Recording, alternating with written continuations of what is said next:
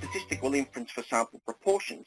Now it's called statistical inference because we will be making inferences about the proportion of the population that has a particular characteristic based on a sample.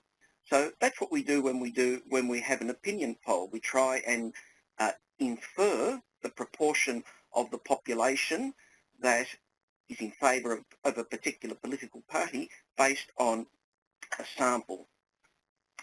All right, now these questions are fairly straightforward in terms of calculation, and yet recent exams were not particularly well done, which perhaps means that we need to focus on being exam ready by having a good understanding of the conceptual underpinnings of this topic. And this is where TI-nspire is ideal for this. And so I'll be focusing not just on the calculation, but also on the understanding. All right, so first of all, let's have a look at the distribution of sample proportions. So I've got a question which is worded very similar to recent exam questions. So the question is, assume that in a very large city, 50% of people named on the electoral roll are female. So first of all, a sample of 20 names is selected at random from the electoral roll. Let capital P hat be the random variable of the distribution of sample proportions of females on the electoral roll for samples of size 20. And the first part is determine the probability that capital P hat is less than or equal to 0.3. Write the answer correct to 4 decimal places. All right, so first of all, what is meant by the distribution of sample proportions? I think we'd better clear that up first of all.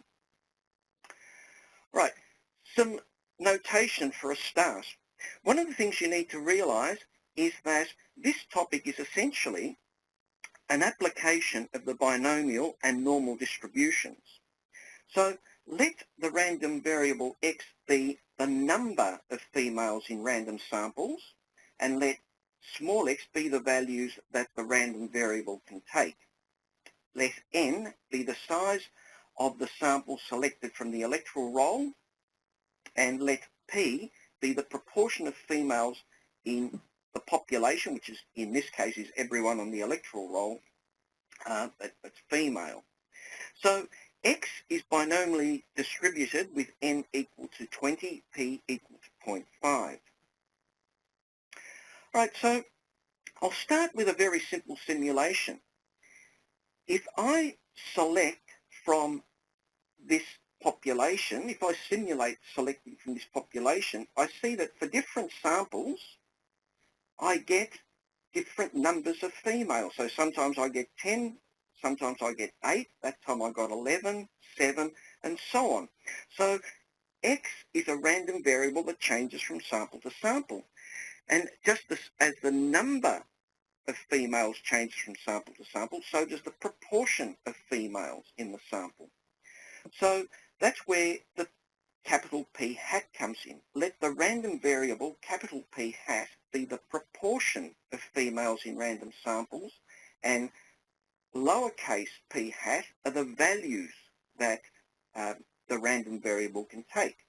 So clearly the proportion p hat is x, the number in the sample, the number of females in the sample, divided by the sample size.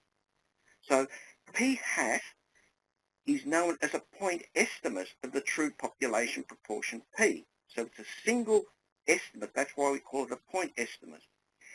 And the random variable, capital P hat, is equal to the random variable x, which is the number of females in the sample, divided by n. All right, so this time I'm going to do the simulation again, except instead of just having the number on the left-hand screen at the bottom, I've got the number of females in the sample and the corresponding proportion. So we see that the sample proportion changes from sample to sample. Okay, so hopefully you understand what the p hat is on about. So we're now going to look at the distribution of females in random samples of size 20 with a population proportion of 0.5. So we're going to do the simulation again, except this time I'm going to capture those values in the spreadsheet and see what happens when I repeat the sampling many times. So I've taken one sample, and this vertical line here is going to give me the mean of the sample proportions that I've got so far. So far I only have one sample proportion. Okay, and you see that as I select, the spreadsheet will become populated. So let's choose another one, and there we've got the mean of those two values. Okay, now the true population proportion is 0.5 here in the middle. So let's keep repeating the sampling.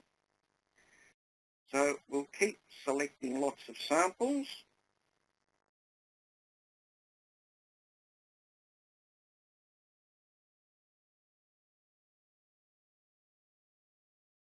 So I now have 200 samples.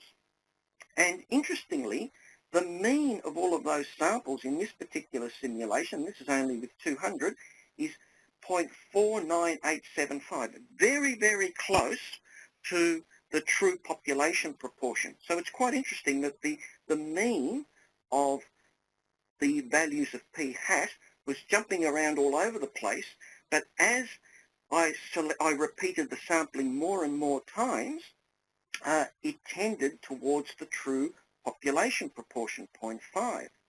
And this gives me a model for what the distribution of p hat is. We see that if we repeat the sampling many times, we get a distribution. If we have a histogram, that's exactly the same data with a histogram, we see that it's fairly symmetrical and we have a classic distribution. Okay, so the sampling distribution of p hat is the distribution of values of the sample proportion, lowercase p hat, in all possible samples of the same size drawn from the same population. So now we know what this capital P hat is and how it's different to the lowercase p hat.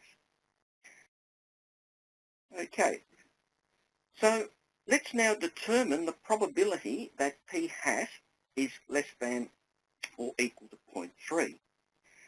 So remember that x, the number of females in the sample, is binomially distributed, and p hat is x over n.